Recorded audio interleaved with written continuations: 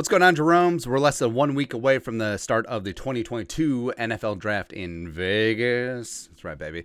Kwesi Adofo-Mensah, first-time NFL GM, brand new GM of the Vikings. What's he going to do? Well, we decided to go back and look at some of the draft history of teams that he's been a part of. He was with the Niners in the R&D department from 2013 to 2019, and then he was with the Cleveland Browns as basically the de facto assistant to the regional GM to Andrew Berry from 2020 to 2021 before he got the job here in Minnesota. So we're going to go through, look at some of the picks and try and glean just an ounce of information. So when he was with the Niners, his first couple seasons, 2013 to 2016, was under GM Trent Baalke, who's now ruining things with the Jaguars. And then from 2017 to 2019 is under Jumpin' John Lynch. So take that into account. So 2013, Eric Reed, Tank Carradine, Vance McDonald, sort of whatever. Now, interesting.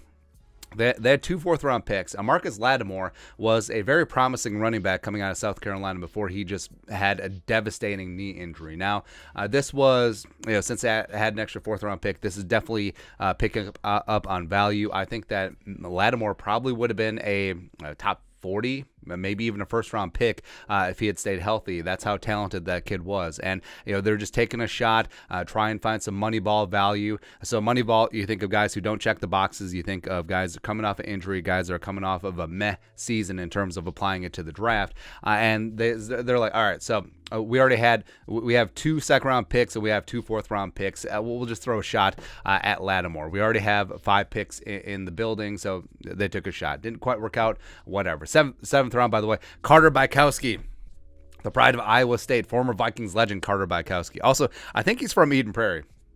Well, he's from Minnesota either way. Yeah, whatever. 2014. So Jimmy Ward, Carlos Hyde in the second, Marcus Martin, the former center, Chris Borland, who was a great linebacker coming out of Wisconsin, retired early. Respect to him. Let's see. Not much really else going on. You wonder why Trent Baalke got fired, man. 2015, not so bad. So Eric Armstead, Jaquiski Tart, Blake Bell, Belldozer, the former quarterback tight end of Oklahoma, played for the Vikings for a hot second as well. Mike Davis has actually found a little bit of success around the National Football League, now with the Niners. Then 2016, the final year of Baalke. He actually got one right. So there you go. DeForest Buckner in the first round at 7. Fantastic. But now with the Colts, John Lynch flipped him. And then Joshua Garnett. Whiff. You can't always get it right with multiple first-round picks. It's very rare. I don't know what it is. When teams have multiple first-round picks, like 2 first-round picks, it always seems like one works out and one doesn't, right? So you look at the Vikings 2012. They had Matt Khalil at 4, then they trade back in for Harrison Smith. Which one worked out? I don't know. Legendary Jeff Driscoll is there. There you go. Then 2017, the first year of John Lynch. Now, sometimes when you have 2 first-round picks, they both don't work out. So Solomon Thomas, no, that's a pretty bad miss up at the top. And also, this was the year where the Niners convinced the Bears to trade up to 2 for Mitchell Trubisky-Ponder, which it's great. Also, Reuben Foster, no. Keel Witherspoon has been decent. C.J. Beathard has been a career backup. They got it right in the 5th round. That's right. George Kittle. Hey, diddle, Kittle up the middle.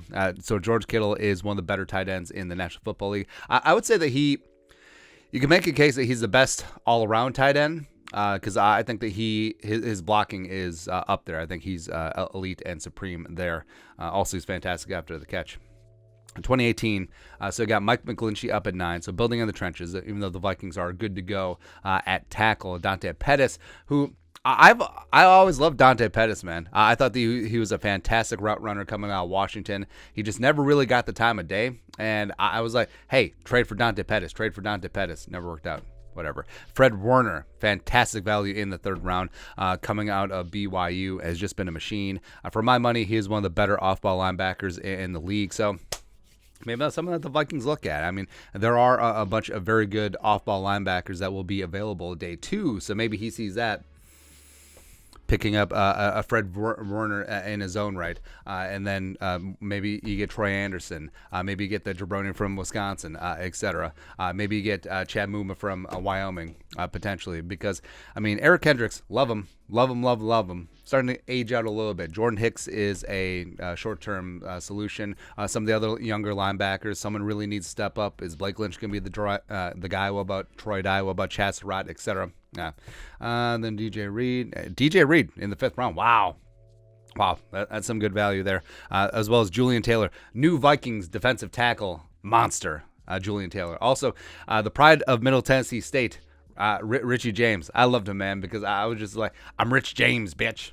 He had a huge game against the Gophers back in the day. That's how we got on the radar, besides having a great name. 2019, Kwesi's final year in San Francisco. So this one did pretty okay. So we got Nick Bosa at 2, and we pointed to the drafting of Nick Bosa, the final year of Kwesi in San Francisco, when eventually, he had a very prominent role with John Lynch. I wouldn't say that he was his number 2, but he certainly was a voice that John Lynch listened to, and John Lynch said so much himself. So he understands the value of a premier edge rusher, and also seeing Myles Garrett in Cleveland, having a guy that can just wreck the game, and that speaks to why they picked up Zadarius Smith, why they kept Danielle Hunter, and why potentially they could have interest in Travon Walker, who they met with. So I think Kwesi sees all that as like, hey, you have to have that alpha on the edge, because that is a great equalizer. I mean, there's a lot of great quarterbacks around the league, but if you have a guy who can consistently get to the quarterbacks, and it's even better if you have multiple guys who can consistently get to the quarterback, that will even things out. And they got Debo in the 2nd. So yeah, of course, Kwesi in that draft room knows Debo very well. He's like, hey, let's take the offensive weapon from South Carolina, come on and raise up. Jalen Hurd. So this speaks to taking a shot on some guys who are great athletes as well in terms of value, because Jalen Hurd, he was a solid running back at Tennessee, and then he became a wide receiver at Baylor. He just never really worked out. Injuries, just never really got the time of day, so that's whatever there. Also, they drafted a punter in the 4th round. So, I mean, now is that what's going to happen? Because, I mean, Jordan Berry punted really great last year. Yeah, I don't really know. Caden Smith, Drake and all right, so then jumping over to the Browns. So 2 seasons. So he was Andrew Berry's right-hand man 2020, 2021. And both of these drafts are really good. So Jedrick Wills was a guy at 10 who played right tackle at Alabama, and they drafted him at 10 to be their left tackle, and it's worked out extremely well so far. Grant Delpit coming out of LSU. I think that he would have had a much better career so far if he didn't pop his Achilles as a rookie. Jordan Elliott, I think, was great value in the 3rd round. Jacob Phillips, another 3rd-round linebacker. So maybe the Vikings get in the off-ball linebacker business at the end of day 2. Harrison Bryant was great value in the 4th round coming out of Florida Atlantic. Go FAU. DPJ was another guy just taking a shot on athletes in the 6th round. I think that, especially since OBJ is gone, since Jarvis Landry potentially is gone, and even though Amari Cooper is going to be in the building, DPJ towards the end of last year showed that he could be a decent part of this offense. Also, Nick Harris, who I mean, maybe Nick Harris gets into competition for one of the starting interior offensive linemen, but Nick Harris was a favorite of mine coming out of Washington, a great zone fit center, and he could be one of the reasons why they did get rid of J.C. Treader outside of his cap number. I think Nick Harris has a very bright future. And then 2021. So last year, Greg Newsome at 26 was just extreme value. Extreme value. I love Greg Newsome coming out of Northwestern. He was a true blue alpha dog where, hey, he didn't check all the boxes metrics-wise, but he's just a guy who's going to get after it, man. I love Greg Newsome. GN2.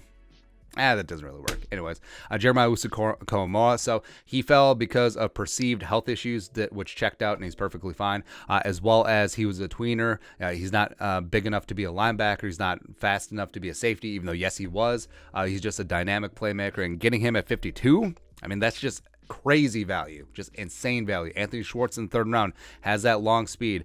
Vikings met with him last season coming out of Auburn. I love him a lot. James Hudson was fantastic value. Lacan, Demetric Felton.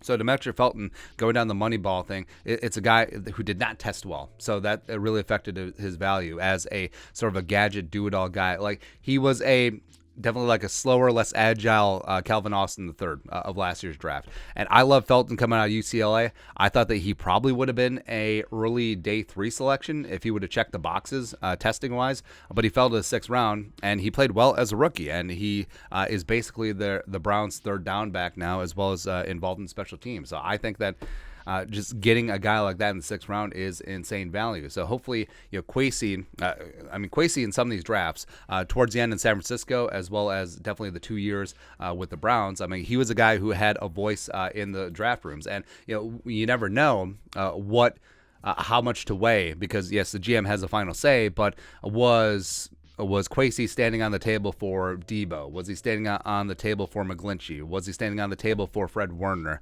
Was he standing on the table? Was he standing on the table for Solomon Thomas or Reuben Foster? Yeah, I hope not. Or since we know Kwesi was Andrew Berry's number 2, like what was his take on Newsom? What was his take on Joke? What was his take on Felton and Schwartz and Hudson and Wills, etc.? So it's really intriguing, just trying to reverse engineer what Kwesi has done throughout his NFL career and what he's going to do for the Vikings. But either way, I'm pumped for it.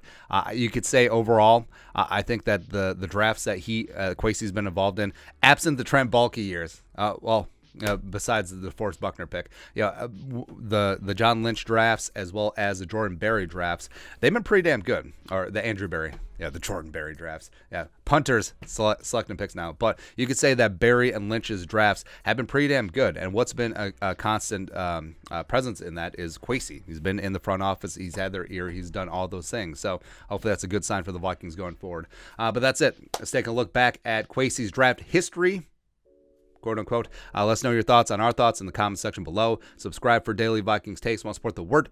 Put a little something in the Venmo. But until next time, Skol, production value.